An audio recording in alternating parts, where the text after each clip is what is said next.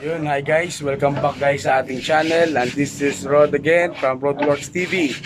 Ngayon at this moment mga guys, patuloy pa rin tayo nagka-cut tsaka nag-edging ng mga parts ng overhead cabinet na bubuin natin na kitchen cap.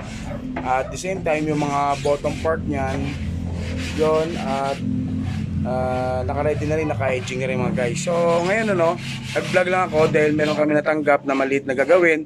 Ano naman siya, para TV rack lang mga guys. So start natin yung cut, no? Then mag-edging tayo. So salamat na rin kita paano may mga messenger tayo. Then meron man tayong mga fan page. At kaya paano hindi tayo kasi makapagsukat sa ngayon. So doon lang tayo bumabase sa mga details na pinapasa sa messenger.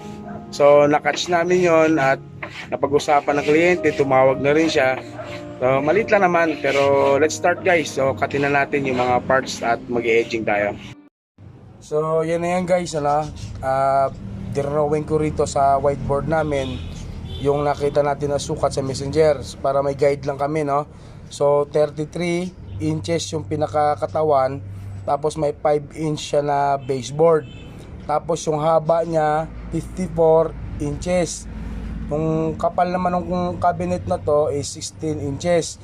Ang nakat na natin dyan itong bottom part, tapos itong side panel, tsaka itong inner panel. So susunod namin nakatin ito namang door na dalawa, drawer box, tapos yung mga drawer face nya, then backing, tsaka yung pinaka top, no? So ang sa ngayon nakat natin mga niyan, pinaka side panel, inner panel, tapos itong pinaka bottom, tsaka yung mga top support tsaka back support nya. So yun.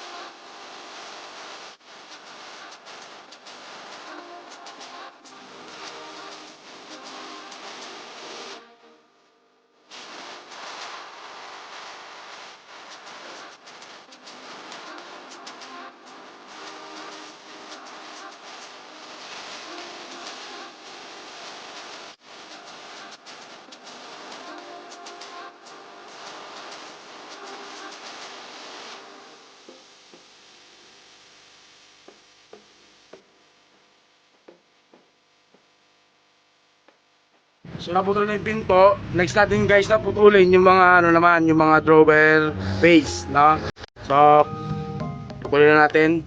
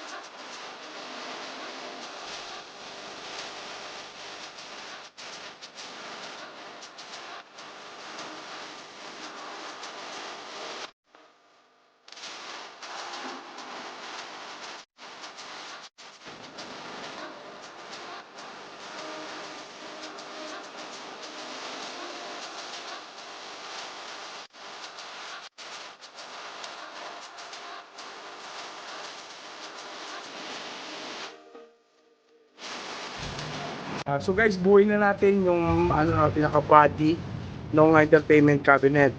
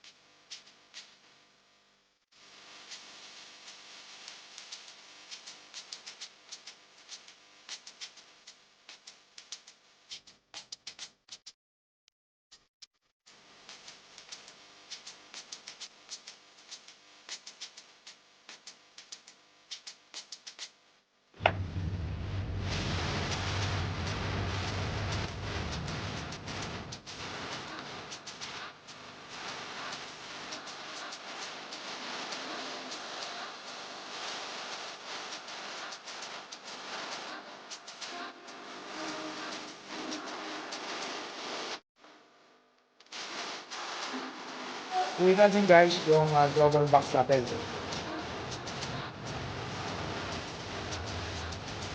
Yun na ano, basa natin yung mga ano na, mga buhay.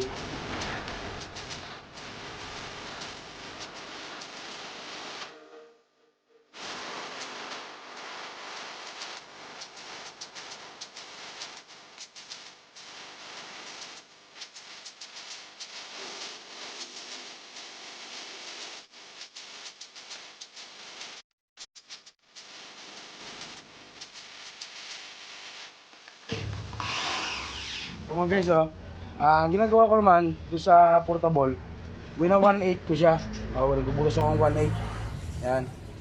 Pagtapos kumutas ng 1.8, ginagawa niya naman, nagka-countersunk naman siya para sa ulo ng screw, para hindi siya nakalitaw.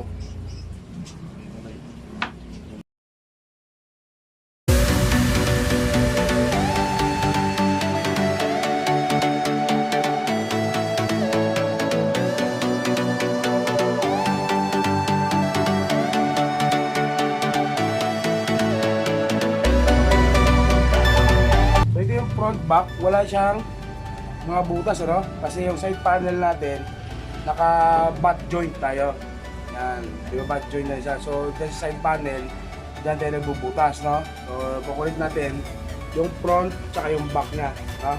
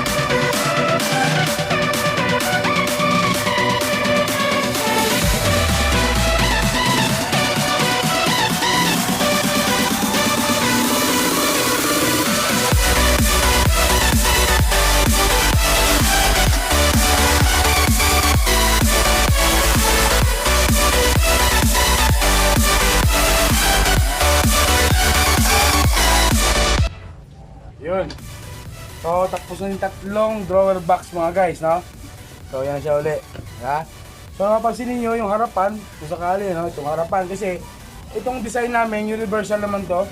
Pwedeng itong harapan mo, pwedeng itong harapan mo. No? So kung saan malinis tignan, pwede doon ka. Kasi ginagawa namin dyan, yung pinutol natin na drawer face, yan. Kasi dino-drawer face pa namin yan. So kung yan ang pinaka-harap mo, halimbawa, no? Pipinis yung drawer face yan. So yan ang kalabasan niya. No? So napapansin naman ninyo, pagka nagbubuo kami, hindi tayo magamit ng eskwala, no? Kasi yung precise cut natin, 90 degrees na yon. So tumbok-tumbok lang. Pag tumbok ng jointings natin, na-eskwala na yung pinaka-cut natin doon sa marine. Kaya hindi na gumagamit ng eskwala. So good morning guys, na tuloy natin yung nabitin natin at di natapos kahapon na pinaka-entertainment cabinet natin. So itutuloy natin ngayon, kakabit natin yung mga drawer guide dito sa drawer box, kakasa natin yung mga drawer box, tapos yung pinto, tsaka yung mga drawer faces handle. So si Boss Lois na makakasama natin sa pagbuo ng drawer box dito sa drawer guide niya. So let's start mga guys. So yung ginamit natin, ano, itong drawer guide na anong size yan? Number 14. So 14, ano, na full extension. So pagkakalas niyan, yan, may pinipindot lang dyan, ano? Yun, Asugutin. Uhugutin natin yan. Yan, kasi para yung side na yan, yung isa na hinugot natin, kakabit naman natin yan dyan sa, yan, dyan. Sukatan natin So, siya. ganyan, no? Pinapantay lang yan, yan. Tapos ginuguhitan sa pinakaibabaw. Yan, kapag naguhitan na natin yan, no? Yun naman is sentro niya dyan. Yung butas na yan, naguguhit ka, yung guhit na yan, yan ang pinakasentro ng butas. Doon ka na mag-i-screw.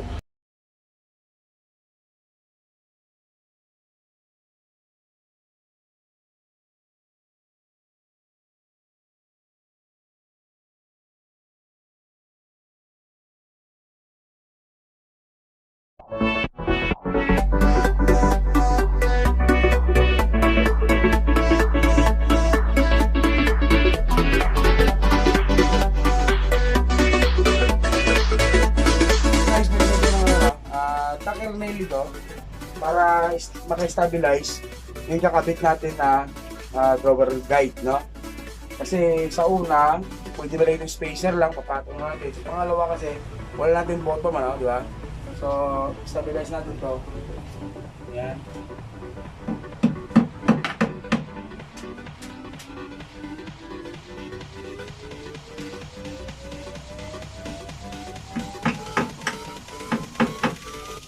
Yan. Parang ano, pinaka-patungan. Paglagay natin to, no? Nail gun lang yan. So naka-steady na dyan. Di ba? Kahit bitawan mo lang, makapag-screw ka na kagad.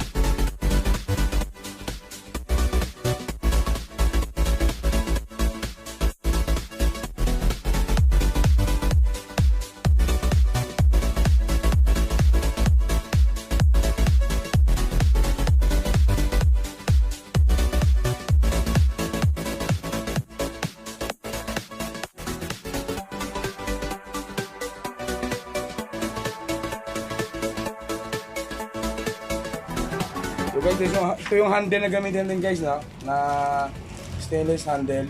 Yan. Ano to, 4 inch yung haba, no? Yan. Minsan magagawa rin ako vlog para pag bumili ng pyesa, makita nyo kung saan ako bumibili ng pyesa. So sa ngayon, ito yung nabili namin, pag binondo. So install natin sa door. Yan. So gagawa mo tayo ng jig nito para hindi tayo mahirapan at sigurado yung butas natin kasi laminated kami, mahirap pag sumablay, mahirap mag-retoke sa laminated, no? So gawa din yung jig to mga guys. So ginagawa namin sa handle guys, gumagawa kami ng mga ganitong jig. no? Mga scrap wood lang naman natin yan. No? Tapos kukunin din butas niyan. So yan, diba? Nakasentro sa butas niya. Yan, tapos yun yung isasandal natin doon sa door. Yan.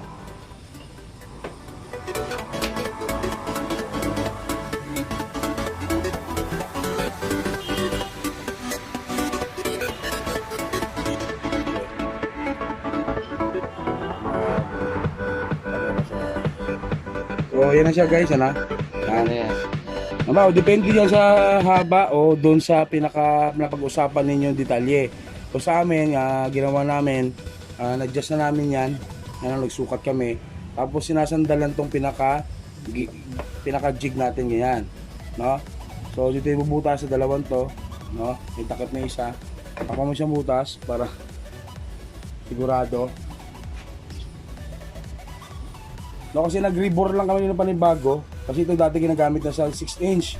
Ito kasi ngayon 4 inch lang to. So pwede isang butas na yan, pwede malito. So yan yung pinaka-guide natin, ano. Sige, butasin na natin yan. Marka lang muna. Yung ginagawa namin, marka muna namin yan. Ayan. Sige, lalayan natin.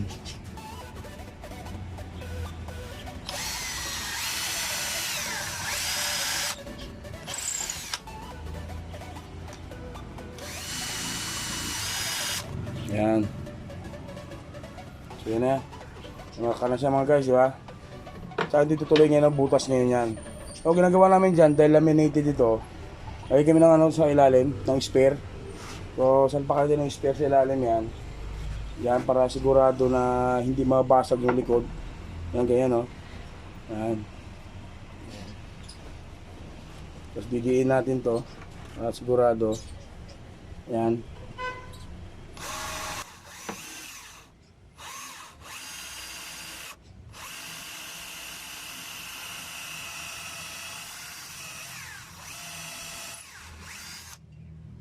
Kabila naman.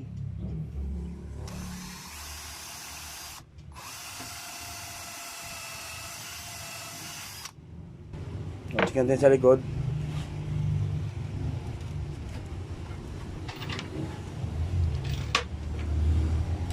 Kasi kailangan yan, yung likod niyan. Kailangan pantay din yan. Hindi pwedeng basag yan. O yan, o. Diba? Kung may pinaka-stopper ka sa likod niyan, hindi siya mabasag na wasak din sa likod kasi bare na yung impact doon sa likod nakakabasag ng laminate. So ganyan dapat, oh. May stopper tayo. Oh, yan na yun. Sasalubong natin doon sa likod. Yan, papunta doon sa harap naman ng pinaka-door natin. Yan. So screw natin yan.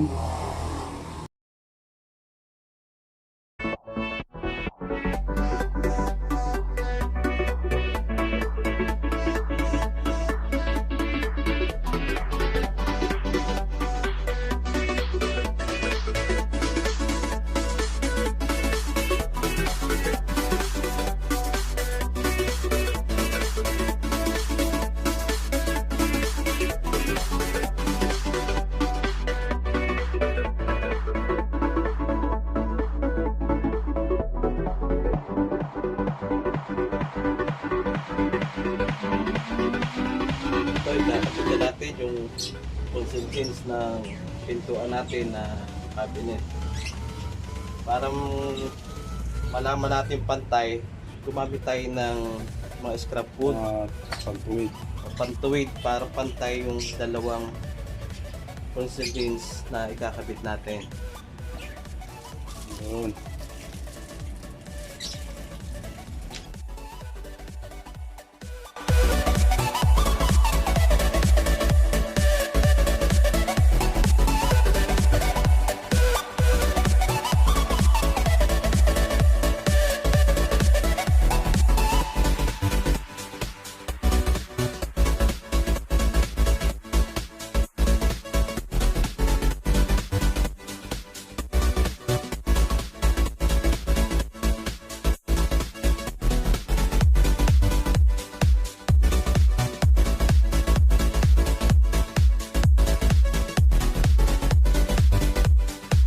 So yun na guys, nakabit na natin yung pinakapinto, no? Yung kaliwa na pinto natin.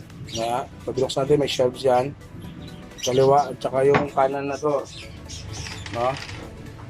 Yan, ganun din. May shelves pa rin. Tulad ng ginawa natin nung nakaraang video. So ituloy natin to, yung pagkabit naman ng mga drawer face na doon sa ating drawer box. So ginawa namin si drawer box dyan. Nagka-counter kami sa likod. Yan o, binubutasan namin yung likod niyan. Yung pinaka-drawer box niyan. Para doon na mag-i-screw papunta doon sa harapan natin na drawer face.